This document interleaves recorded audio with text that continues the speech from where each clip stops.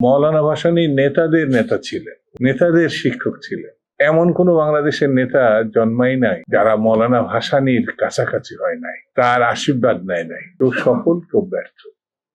এমনকি আমরা মৌলানা ভাসানীর মার্কা রাজনীতি এবং তার দলের পরিপূর্ণভাবে বিলীন হয়ে গেছে বাংলাদেশ জাতীয়তাবাদী দল। এই জন্য এই দলটি এখনো পর্যন্ত আমার বিবেচনায় শতাব্দীর শ্রেষ্ঠ দল, শতাব্দীর কার্যকর দল এবং মানুষের ভালোবাসার দল। শহীদ জিয়া রহমান তার কাছে গিয়েছিলেন, একমাত্র সামরিক ব্যক্তিত্ব শহীদ জিয়া রহমান, যিনি শহীদ মৌলানা ভাসানীর সমর্থন পেয়েছিলেন, ভালোবাসা পেয়েছিলেন এবং তারই অনুপ্রেরণায় বাংলাদেশ জাতীয়তাবাদী দল গঠন হয়েছিল।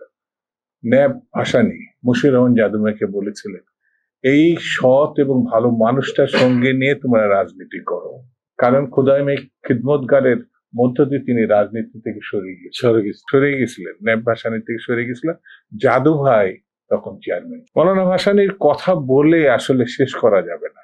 এই ছোট্ট পরিসরে এখানে একজন বক্তৃতা করছিলেন, তার বয়স উল্লেখ করে বললেন যে তার মৃত্যু এত আগে হয়েছে যে তারপরে আমরা জন্মাইছি, সেই কারণে আমরা তার সম্বন্ধে জানবো কি। এটা আসলে নানানভাবে জানা যায়।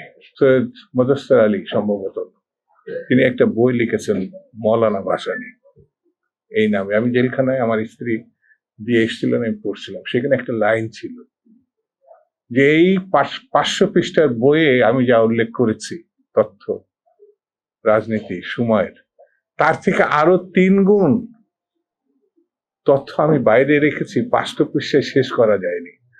অর্থাৎ আরো 3টি বই লেখা যায়। এর নাম হচ্ছে মৌলানা ভাসানী। ইনি ইতিহাসের নায়ক বলে কম বলা হয়।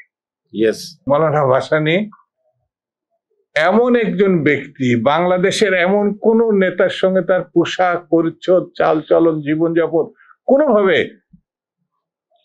সাদৃশ্যতা পাওয়া যাবে। এই জন্যই তিনি মৌলানা ভাসানী। নিজে হাতে রান্না করেছেন, তার ছবি আছে।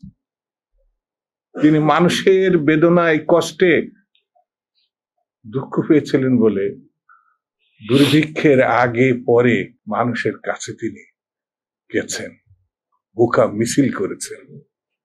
স্বাধীনতার আগে আপোষ করেনি, কোনো সময় কোনো জায়গায় তিনি আপোষ করেনি।